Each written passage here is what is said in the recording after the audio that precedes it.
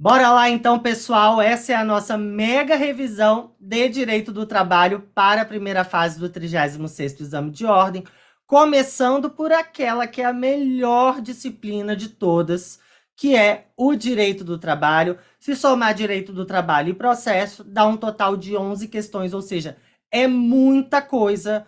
É um quarto do que vocês precisam para ir para a segunda fase da OAB. Então, vem comigo, presta muita atenção. Eu estou bem acompanhada aqui. Essa aula está sendo ao vivo e eu vou postar no YouTube logo a seguir. Mas eu já aviso que eu estou muito bem acompanhada aqui por alunos que vão fazer essa prova, alunos antigos que estão aqui prestigiando, que já estão aprovados, alunos da faculdade também. A gente está todo mundo junto aqui, a gente é uma família, estamos em casa, beleza? Vou compartilhar minha tela com vocês, que hoje eu vou cuspir matéria, viu? Então, a gente começa, pessoal, por salário e remuneração. Lembrando que salário é espécie do gênero que é remuneração. Remuneração significa aquele complexo salarial, que é formado pelo salário base, pelas gratificações, também as comissões, as gorjetas também integram a remuneração. Isso tudo por força do artigo 457 da CLT, beleza? Mas esse mesmo dispositivo legal prevê parcelas que não possuem natureza salarial. Em outras palavras, elas possuem natureza indenizatória. Isso já caiu tanto na primeira fase quanto na segunda fase do exame de ordem. As que não têm natureza salarial, ou seja, não refletem nas demais verbas trabalhistas, são ajuda de custo, que caiu na segunda fase do último exame de ordem, auxílio alimentação, vedado seu pagamento em dinheiro, diárias para viagem, prêmios e abonos. Então, se caiu uma questão na sua prova perguntando qual parcela tem natureza salarial, você vai marcar. Se tiver salário base, beleza. Se tiver gratificação legal, beleza também. Se tiver comissão e gorjeta, também beleza. Mas se tiver ajuda de custo, auxílio alimentação, vedado pagamento em dinheiro, diárias para viagens, prêmios e abonos, você já sabe que não tem natureza salarial e não reflete nas demais parcelas trabalhistas. A FGV ama cobrar esse tema, beleza? E dentro do salário, a gente também tem os descontos no salário. Esse desconto no salário ele está consagrado lá no artigo 462 da CLT, que traz regras muito específicas em atenção ao princípio da intangibilidade salarial e também da irredutibilidade salarial. Em regra, é proibido efetuar qualquer desconto no salário do empregado. Essa é a regra geral. Se houver um desconto, em regra, esse desconto ele pode ser considerado ilícito. Porém, o caput do artigo 462 da CLT apresenta exceções de que esses descontos serão lícitos. Exemplo, adiantamento salarial, descontos previstos em lei, por exemplo, INSS, Vale Transporte, que são descontos previstos em lei, que são autorizados, ou então desconto previsto em convenção coletiva ou acordo coletivo de trabalho. Mas, professor, e no caso do empregado causar algum dano ao empregador? Eu posso efetuar o desconto dessa reparação desse dano no salário do empregado? Aí a gente tem que recorrer ao parágrafo 1º do artigo 462 da CLT. Se esse dano for doloso, sim, pode ser descontado no salário do empregado. Mas se esse dano for culposo, por sua vez, se não tiver a intenção de causar esse dano, mas ele foi causado por imprudência, imperícia ou negligência, em regra ele será ilícito. Mas se tiver previsão no contrato de trabalho, aí sim pode descontar. Recapitulando, se o dano for doloso, sim pode descontar. Se for culposo e tiver previsão no contrato, pode descontar. Se não tiver previsão no contrato, esse desconto será ilícito. A FGV também ama cobrar esse tema, principalmente essa súmula aqui, que é a súmula 342 do TST. Quando o empregado expressamente autoriza por escrito desconto salarial para custear plano de assistência odontológica, médico hospitalar, de seguro, de previdência privada ou entidade cooperativa cultural ou recreativa associativa, esses descontos não afrontam o artigo 462 da CLT. Em outras palavras, esses descontos são lícitos. Porém, para que eles sejam lícitos, o importante é que o empregado expressamente autorize e por escrito. Beleza? A FGV ama cobrar essa súmula porque é uma exceção à regra do artigo 462 da CLT, mas ao mesmo tempo exige que o empregado autorize esse desconto. Se ele não autorizar, esse desconto é ilícito e ele tem direito à restituição do valor. Equiparação salarial também é muito cobrada pela FGV. Equiparação exige um empregado que exerce a mesma atividade que outro, e esse outro a gente chama de paradigma.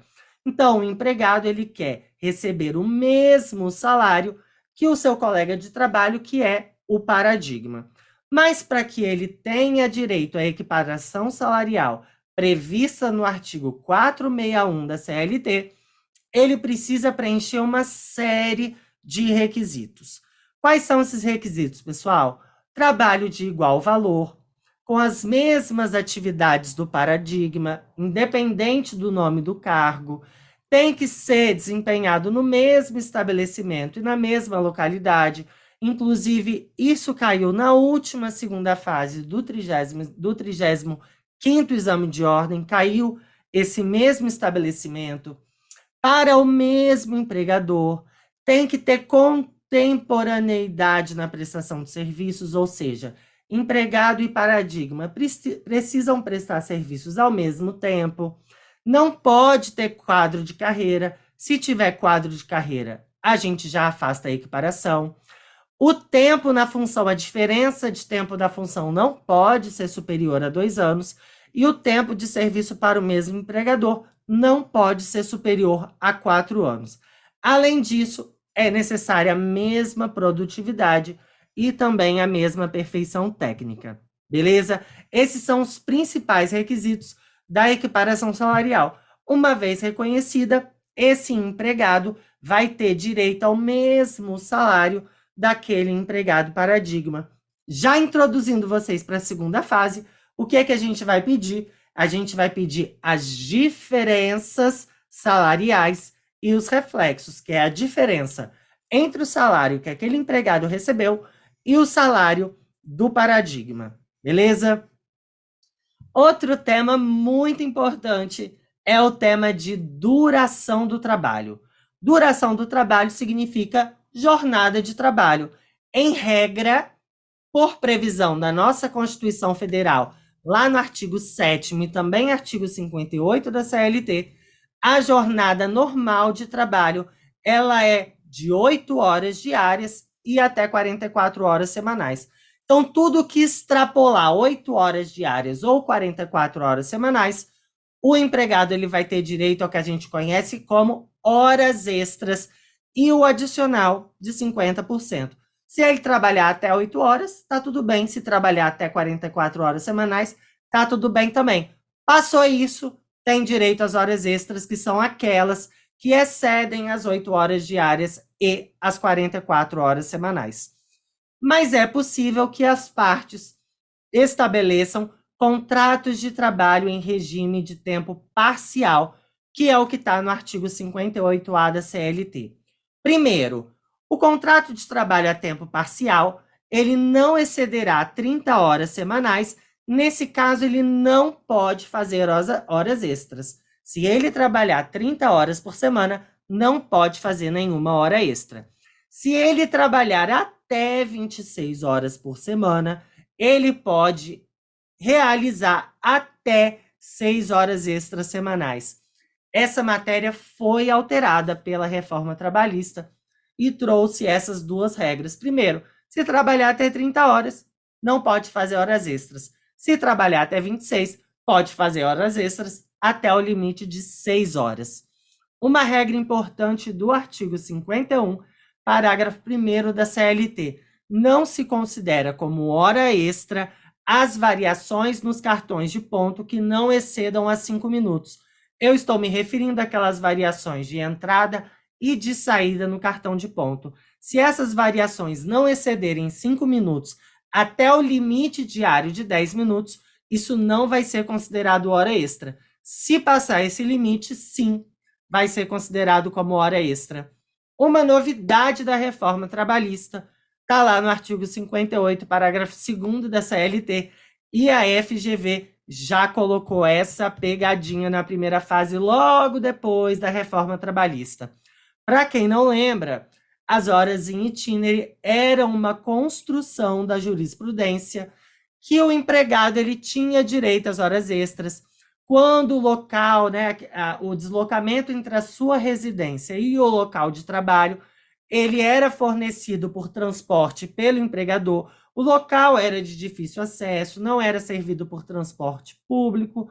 Nessas situações, o empregado tinha direito às horas extras.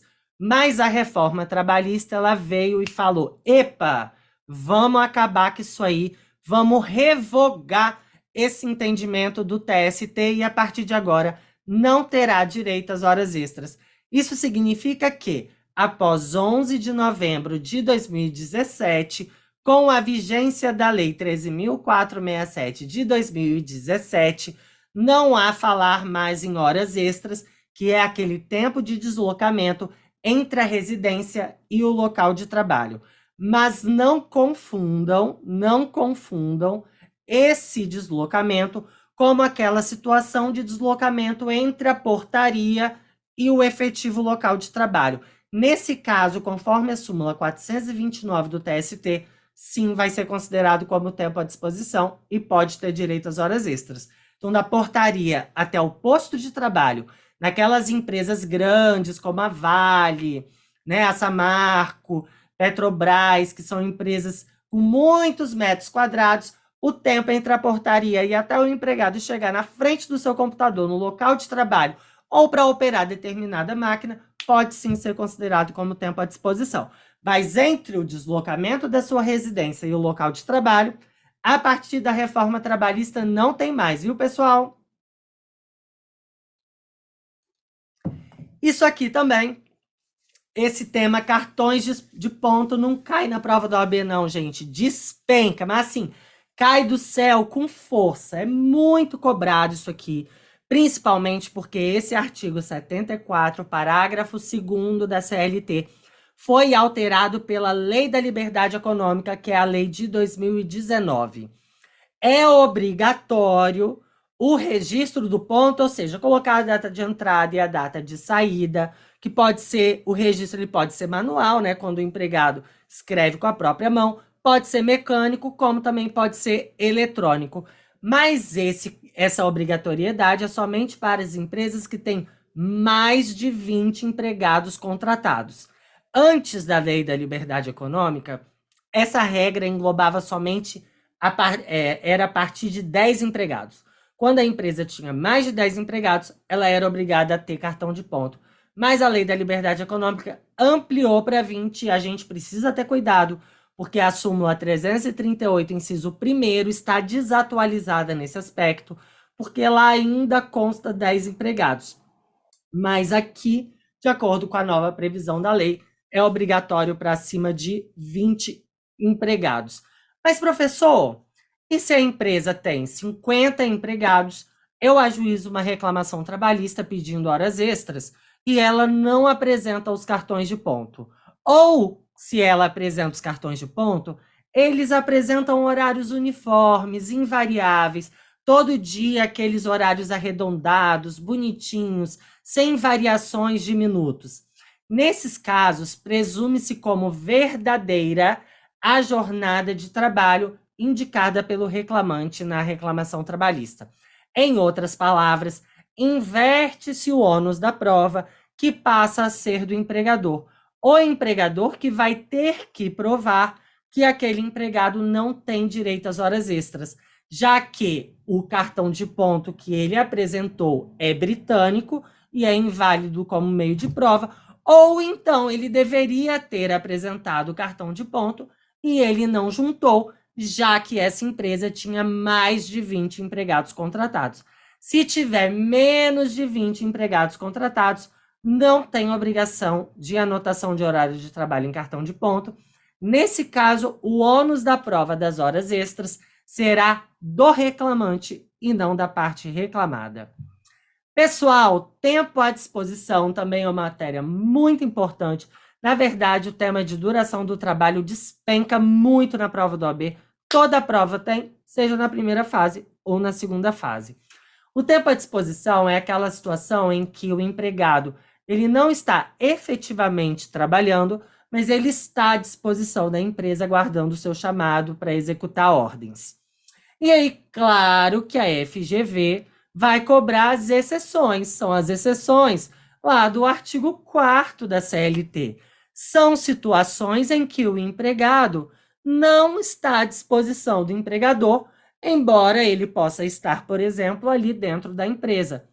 Quando tiver em prática religiosa, vamos supor que o empregado, depois do expediente do trabalho, participou de um culto ecumênico entre os empregados ali, sem qualquer obrigatoriedade de presença por parte da empresa. Nesse caso, não vai ser considerado tempo à disposição. Descanso, lazer, já caiu na prova da OAB que os empregados estavam jogando ping-pong, estavam jogando totó. Nesse caso também não é tempo à disposição.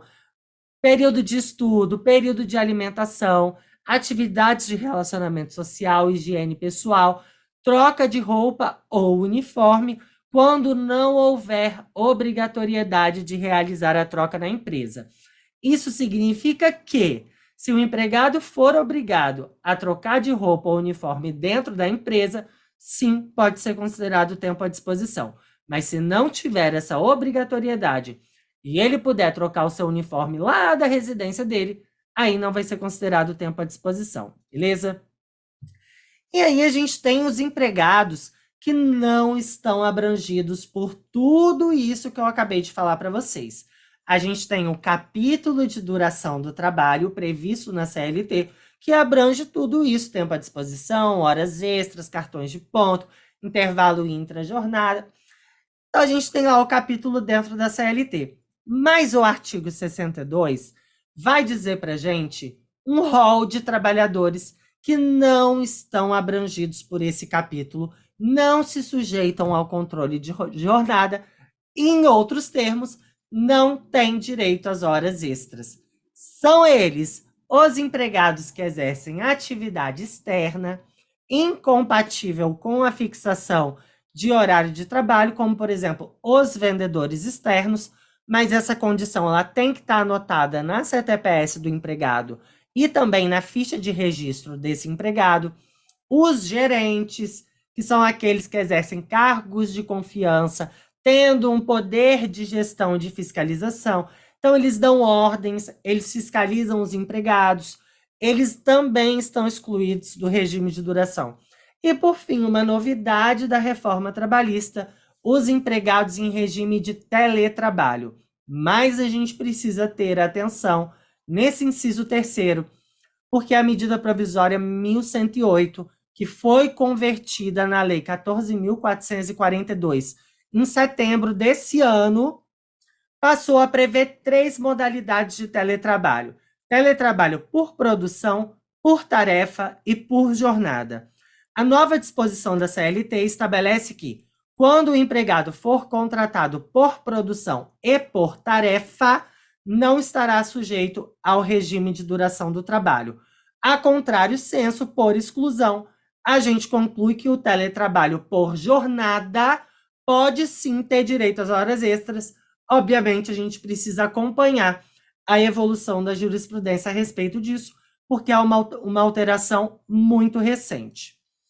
E a gente tem uma regra muito importante no artigo 62, parágrafo único da CLT, com relação aos gerentes que ocupam cargo de confiança e têm poder de gestão. A regra é a seguinte: quando o gerente ele ocupa um cargo efetivo e ele é promovido para a gerência, ele vai passar a receber uma gratificação de função. Vamos supor que eu desempenhava uma função de analista de recursos humanos, eu recebia R$ 2.000 por mês, e Quando eu fui promovido para gerente, eu passei a receber os meus 2.000 mais 2.000 de gratificação de função e eu passei a receber, então, um salário de R$ 4.000. Essa conta vai ser importante para esse parágrafo único aqui. O que ele quer dizer para a gente? Quando a gratificação de função for superior a 40% do salário efetivo, não vai ter direito às horas extras. Se for inferior a 40%, vai sim se sujeitar ao regime de duração do trabalho. Nesse exemplo que eu dei para vocês, então vamos lá. Eu recebia 2.000, passei a receber mais 2.000, então totalizei R$ 4.000. Nesse caso, a minha gratificação de função ela é de 100%, porque o meu salário dobrou. Nesse caso, eu estarei excluído do regime de duração do trabalho e não terei direito às horas extras. Mas se eu tivesse recebendo, por exemplo, R$ 300 de gratificação de função, ela vai ser inferior a 40% do meu salário efetivo. Nesse caso, sim, eu terei direito às minhas horas extras, mesmo que eu exerça cargo de confiança e tenha poder de gestão. Isso que quer dizer esse parágrafo único do artigo 62 da CLT, que também já caiu muito na prova da OAB, principalmente na segunda fase, beleza? Vamos lá. Intervalo intrajornada. Pessoal, essa aqui é a minha grande aposta para o 36º. Essa eu tenho certeza que vai cair. Eu gravei um Reels nessa semana na conta do Instagram. Para quem ainda não segue, é @caputcursos. Eu gravei um Reels que eu tenho certeza que vai cair. Depois da reforma trabalhista, a FGV passou a cobrar muito a Lei 13.467 de 2017 e também depois passou a cobrar a Lei da Liberdade Econômica. E aí ela cobrou muito intervalo intra-jornada e não caiu nas duas últimas provas. Era figurinha carimbada nas provas após a reforma e nas duas últimas não caiu. Isso significa que vai cair, seja na primeira fase ou na segunda fase. Dessa vez vai cair, e vai cair porque a FGV gosta, já faz um tempo que não cai, e a reforma alterou significativamente a previsão. Primeiro, regra geral, quando a jornada de trabalho excede 6 horas diárias, o empregado tem direito ao intervalo intrajornada de, no mínimo, 1 hora e de, no máximo, 2 horas. Se a jornada de trabalho for entre 4 horas diárias e 6 horas diárias, ele vai ter direito ao intervalo de 15 minutos, que é o intervalo para repouso e alimentação. Se a jornada de trabalho dele for inferior a 4 horas, ele não tem direito a esse intervalo intrajornada.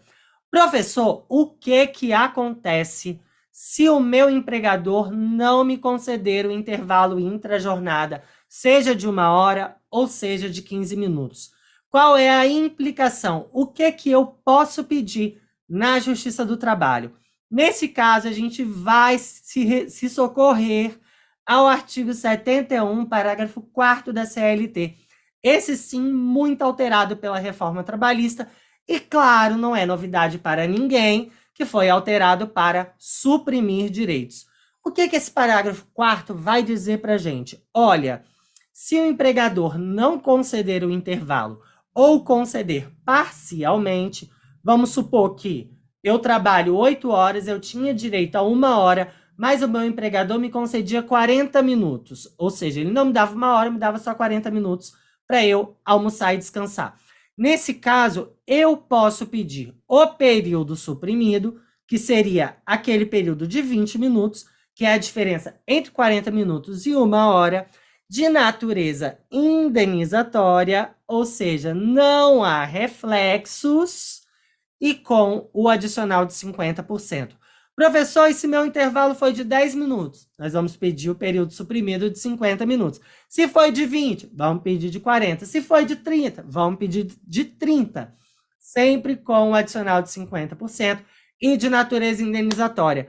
O que a FGV vai colocar na prova de vocês? Vai colocar que pediram reflexos, vai colocar que o juiz deferiu 1 hora integral, eles vão colocar de uma forma que você tenha que perceber que está errado, tá? Ou então, se for uma reclamação trabalhista, que você vá pedir exatamente dessa forma. Período de suprimido, de natureza indenizatória e com o adicional de 50%.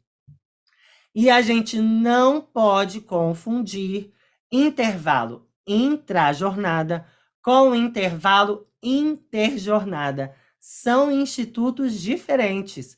Intervalo intrajornada é aquele entre a jornada de trabalho, dentro da jornada. Eu estou trabalhando, mas eu dou uma pausa para me alimentar, para almoçar, para tomar o meu café da tarde, para eu descansar.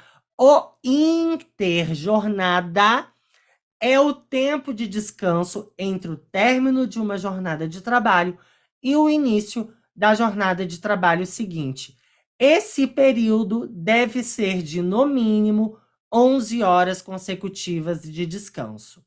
Então, se eu paro de trabalhar hoje às 10 horas da noite, eu só posso começar a trabalhar amanhã quando decorrer 11 horas consecutivas, beleza? E aqui a regrinha vai ser um pouco diferente com relação ao descumprimento disso. Se não respeitar esse intervalo de 11 horas, o empregado vai ter direito às horas extras com adicional de 50%. Lá no intervalo intrajornada, não é hora extra. Aqui, até o momento, a jurisprudência tem deferido horas extras.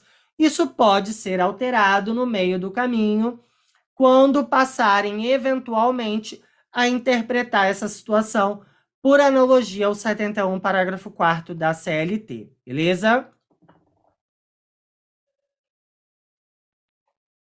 Trabalho noturno também é uma das grandes apostas minhas para essa prova, porque cai bastante, a FGV gosta e já faz umas 2 provas também que ele não é cobrado. Vamos lá. Para o empregado urbano e doméstico, o trabalho noturno é aquele desempenhado entre as 22 horas de um dia e as 5 horas do dia seguinte. Nesse caso, é devido ao adicional de 20%. Se for trabalhador rural na lavoura, a hora noturna é entre as 21 horas e as 5 horas do dia seguinte, sendo devido ao adicional de 25%. Se for trabalhador rural na pecuária, o trabalho noturno será das 20 horas de um dia até as 4 horas da madrugada do dia seguinte, sendo devido ao adicional de 25%.